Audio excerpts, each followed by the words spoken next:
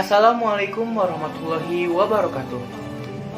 Alhamdulillahi rabbil alamin, wabihi nasta'in wa ala umuri dunya waddin, wassalatu wassalamu ala asrofil anbiya'i wal mursalin, wa ala alihi wa sahbihi ajmain, amma ba'du. Rabbis rohli sodri wa yassirli amri wahlul uqdatam min lisani yafquhu qawli. Pertama-tama, marilah kita panjatkan puja dan puji kehadirat Allah Subhanahu wa Ta'ala yang mana telah mempertemukan kita dengan keadaan sehat walafiat. Sholawat serta salam tak lupa mari kita junjung tinggi kepada baginda alam, yakni Habibana wa Nabiyana wa Maulana Muhammad Shallallahu'alaihi Wasallam, kepada para keluarganya, sahabatnya, tabi'atnya, mudah-mudahan sampai kepada kita selaku umatnya. Amin, amin ya Allah ya Rabbal Alamin.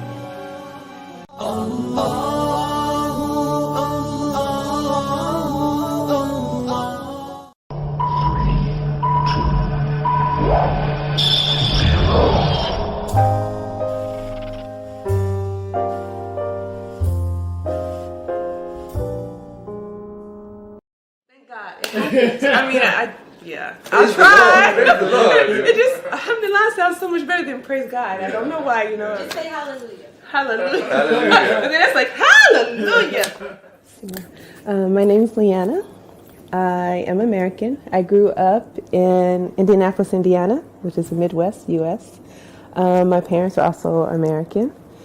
I lived in a lot of different states in the States.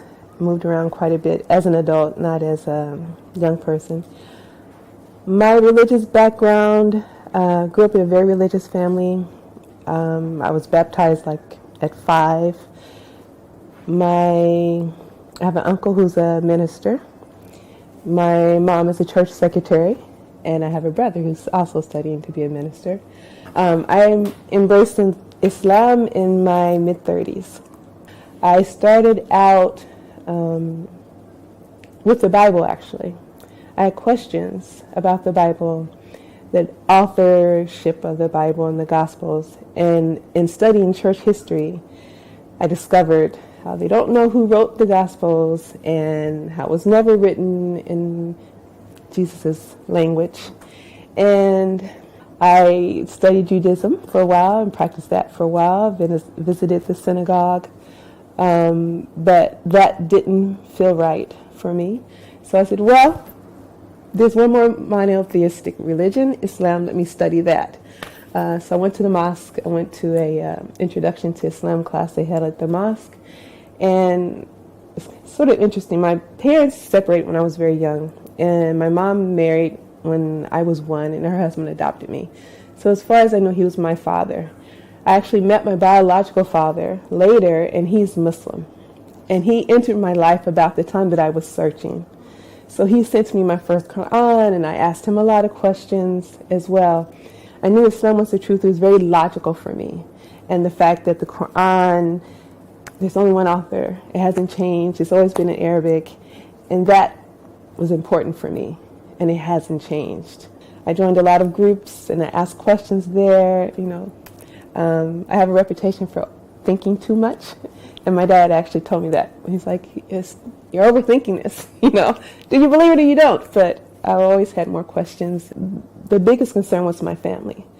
As I said, my family is very religious, and I grew up in the church, and it actually did happen. My mother still struggles with it because she sees it as though I rejected her and adopted the religion of my father, who didn't raise me, who wasn't there for me, and she feels like, you're following him.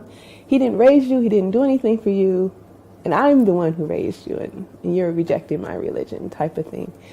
Because I was very religious, so most of my friends were as well. So for me to not accept Jesus as God or the Son of God, that was not something that they were willing to entertain someone like that as a friend. So I lost all my friends pretty much.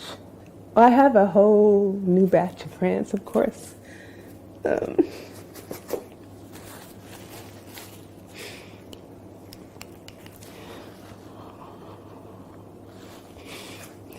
Well, Allah is the best of providers, you know.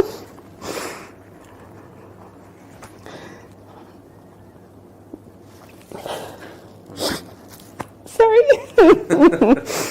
A better relationship with an understanding of who God really is because of Islam. Because, you know, with Christianity, and I don't like to put down another religion, but with Christianity, you have this whole thing. We have to make all these analogies. It's a group of grapes, and one grape is this, or it's water and ice and snow, and they're all forms of water, and an egg and a shell and a yolk, and, you know, all these things. And you don't have to do that with Islam for Allah. He's God, the one and the only, you know. I chose to be Muslim, and being Muslim is what I want to be. No one forced me on it, and I'm happier. I said, for you, you have all these things with Jesus and God, and, you know, if Jesus was God and Jesus died, so you're saying God died? I don't have that with being Muslim. The God I believe in has no beginning, no end. He doesn't die. He's always been there, and he's always in control. And that works better for me. So, to you, your religion, and to you, mine. Of course, you know, you always grow up loving your parents and, you know, doing to others what you have them doing to you and that type of thing. But Islam, for me, took it to a higher level. Because you have, over and over, you read in the hadith and also in the Quran how we're supposed to respect our parents, and how reminders of how they took care of us, and how mothers are a way to heaven for us. So to me, it made me a better person. It increased my understanding of how I should interact with my family and with my friends and with my neighbors, and how they have rights over me.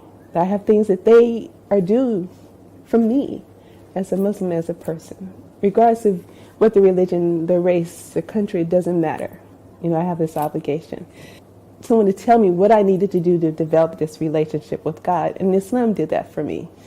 You know, it tells you how to make God the center of your life, and how, you know, your life should revolve around God and not, you know, God is an afterthought. So that's, you know, something else Islam did for me. It's okay to be humble, and it's okay to ask questions, and this is part of life. And just take it one day at a time, and be easy on yourself, and just know that this too will pass.